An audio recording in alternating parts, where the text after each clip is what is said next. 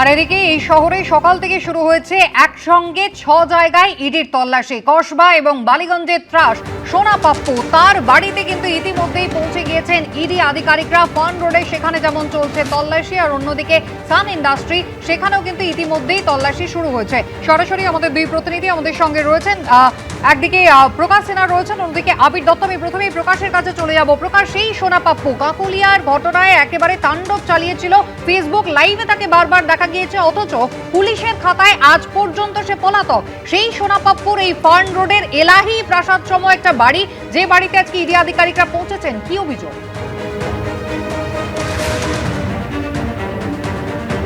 দেখো, তোমাকে প্রথমেই বলে দিই, 2.5 ঘন্টা হয়ে গেছে ইডি আধিকারিকরা সোনা পাপ্পুর বাড়িতে রয়েছেন, এবং বাড়ির ভেতরে ইডি আধিকারিকরা, বাড়ির বাইরের ছবি তোমাকে দেখাবো।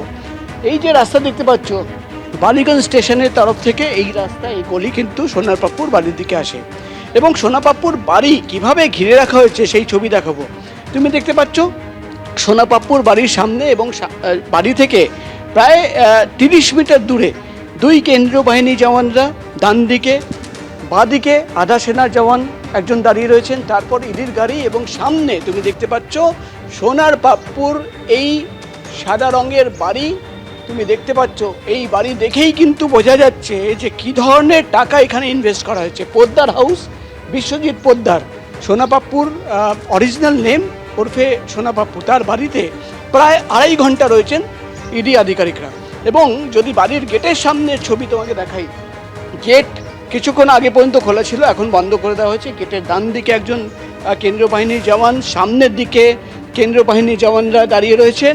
এবং শুধু এটাই নয়, ঠিক বাড়ির পেছনের দিকে যে গলি রয়েছে, যে গলি পেছনের দিকে বেরিয়ে যায়, সেই গলির মুখে তুমি দেখতে পাচ্ছ কেন্দ্রীয় বাহিনী জওয়ানরা সেখানেও কিন্তু দাঁড়িয়ে রয়েছেন।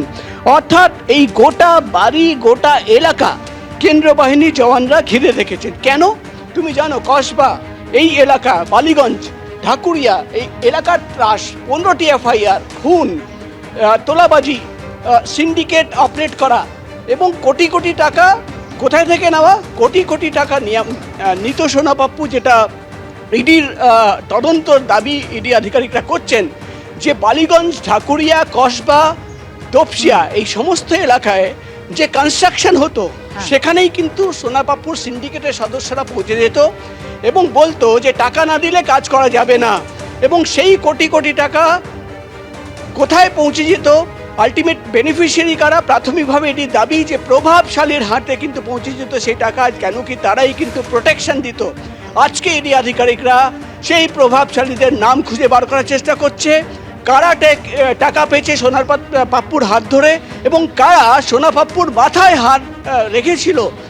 তুমি জানো, কাকুলিয়ার ঘটনার পর এখনো কিন্তু সে অধরা। একদিকে সে ফেসবুক লাইভ করছে, কিন্তু পুলিশ তাকে গ্রেপ্তার করতে পারছে না। সেই সোনা পাপ্পুকে খুঁজতে, সোনা পাপ্পুর সম্পত্তিকে খুঁজতে আজকে কিন্তু ইডি আধিকারিকরা অভিযানে নেমেছে। প্রকাশ, তুমি আমাদের সঙ্গে থাকো।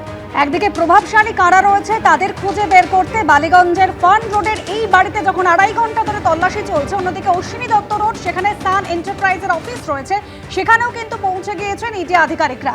আবির দত্ত আমাদের প্রতিনিধি রয়েছেন আমাদের সঙ্গে সরাসরি। আবির, নির্মাণ সংস্থার এই অফিসে নির্দিষ্ট করে কোন অভিযোগের প্রেক্ষিতে তল্লাশি চলছে?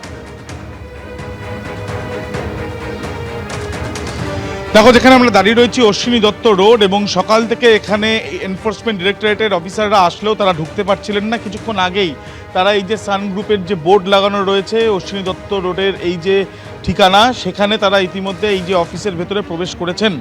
সেন্ট্রাল ফোর্সের জওয়ানরাও রয়েছেন, পুরোপুরি ঘিরে রাখা হয়েছে এই অফিসের চারিদিক। মূলত যেটা জানা যাচ্ছে যে বিভিন্ন জায়গাতে যে কনস্ট্রাকশন বিভিন্ন হয়েছে, এবং সেই সন্দেহভাজন বেশ কিছু কনস্ট্রাকশন যেগুলোর কাগজপত্র থেকে আরম্ভ করে যেগুলোর সংক্রান্ত যে লেনদেনগুলো হয়েছে, এই সমস্ত কিছুতে বেশ কিছু কিন্তু বিষয় রয়েছে যেগুলো তদন্তের আওতায় আনতে চান এনফোর্সমেন্ট ডিরেক্টরেটের আধিকারিকেরা। আর্থিক তছরূপ হয়েছে এমনটাই তাদের কিন্তু অনুমান, এবং সেই পরিপ্রেক্ষিতেই তাদের এই তল্লাশি অভিযানের জন্য তারা আসলেও প্রায় 1 ঘন্টার ওপরে তারা দাঁড়িয়ে রইলেন বাইরে। এবং কিছুক্ষণ আগেই অফিসের 2জন কর্মী এসছেন এবং তাদের সঙ্গে তারা ভেতরে প্রবেশ করেছেন। সেখানে তল্লাশি অভিযান চালানো হবে। মূলত যে 6টি জায়গায় তল্লাশি অভিযান চালানো হচ্ছে, যেটা সূত্র মারফত জানা যাচ্ছে, এই সান গ্রুপ বা এই যে রিয়েল এস্টেটের যে ব্যবসা যে কোম্পানি রয়েছে সেই কোম্পানি বিভিন্ন জায়গাতে জায়গা নিয়ে সেখানে কনস্ট্রাকশন তৈরি করেছে, ফ্ল্যাট দেওয়ার নামে বা জায়গা দেওয়ার নামে বেশ কিছু লেনদেন হয়েছে।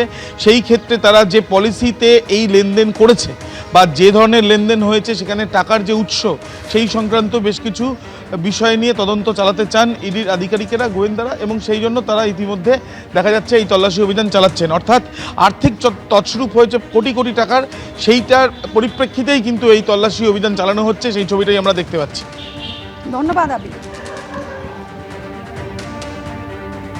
ভোট ঘোষণার পর থেকে রাজ্যের প্রশাসন এবং পুলিশের কার্যত খোল নলচে বদলে দিয়েছে নির্বাচন কমিশন। আর এবার বদল হলো রাজ্যের মুখ্য নির্বাচনী আধিকারিকের দফতরে। ডেপুটি সিইও সহ 4 জন আধিকারিককে সরিয়ে দেওয়া হলো। তবে কী কারণে এই বদলি তা নিয়ে কিছু বলা হয়নি।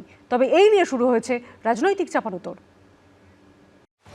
মুখ্য সচিব থেকে বিডিও, রাজ্য পুলিশের ডিজি থেকে থানার ওসি, ভোট ঘোষণার দিন থেকেই রাজ্যের পুলিশ ও প্রশাসনে কার্যত রেকর্ড সংখ্যক বদলি করেছে নির্বাচন কমিশন। আর এবার কার্যত কমিশনের ঘরেই বদলি করল কমিশন। সরিয়ে দেওয়া হলো উপমুখ্য নির্বাচনী আধিকারিক সহ সিইও দপ্তরের 4 অফিসারকে। তাৎপর্যপূর্ণ বিষয় হলো নিজের দপ্তরের আধিকারিকদের বদলির প্রস্তাব করেছিলেন খোদ মুখ্য নির্বাচনী আধিকারিকই। নবান্নের তরফে জারি করা নির্দেশিকায় তেমনটাই দাবি করা হয়েছে। WBCS অফিসার সুব্রত পাল সিইও দপ্তরের ডেপুটি সিইও হিসেবে নিযুক্ত ছিলেন, তাকে সরানো হয়েছে।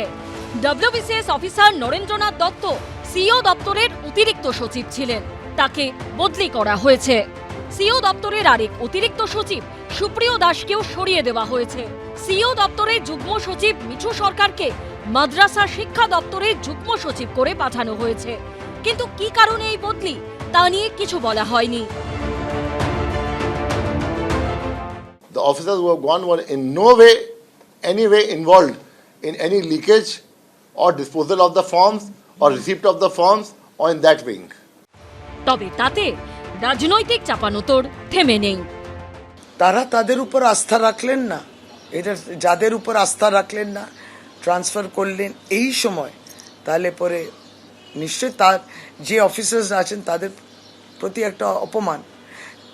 এবং হয়তো কিছু কিছু নির্দেশ যদি তারা না শোনেন তাহলে পরে ট্রান্সফার হয়ে গেল কিনা আমরা আনুমানিক এই কথাটা এই জন্যে বলছি, কারণ আগেও বলেছি যে মেরুদণ্ড যদি না বিক্রি করে তাহলে আপনি ট্রান্সফার হয়ে যাবেন, হয়ে গেছে। আমাদের অভিজ্ঞতা বলেছে বিভিন্নভাবে অ্যাডমিনিস্ট্রেটিভ বডি, পুলিশ প্রশাসন পুরো তৃণমূলের ক্যাডারের মতো কাজ করে, এবং সেটার আঁচ আস্তে আস্তে গিয়ে নির্বাচন কমিশনেও তাদের চট ঢুকে গেছে। বিভিন্ন রকমের ইনফরমেশন থেকে শুরু করে বিভিন্ন কিছু আজকে বাইরে তারা তৃণমূলকে বাজার করছিল। নির্বাচনকে সুষ্ঠুভাবে সম্পন্ন করতে গেলে এই ধরনের লোক দিয়ে কখনো নির্বাচন চলতে পারে না, এবং সেই জন্যই আজকে নির্বাচন কমিশনকে ধন্যবাদ জানাবো যে তারা তাদেরকে লোকেট করেছে এবং করার পর তাদেরকে এখান থেকে বহিষ্কার করেছে। এর আগে 2021-এর বিধানসভা ভোটের সময় অভিযোগের ভিত্তিতে মুখ্য নির্বাচনী আধিকারিকের অফিসে 3 জন অফিসারকে সরিয়ে দেওয়া হয়েছিল। 2024-এর লোকসভা ভোটে বদলি করা হয়েছিল 2 অফিসারকে। রুমা পাল, ব্রতদীপ ভট্টাচার্য, রাজীব চৌধুরীর রিপোর্ট, এবিপি আনন্দ। এবিপি আনন্দ, এগিয়ে থাকে, এগিয়ে রাখে।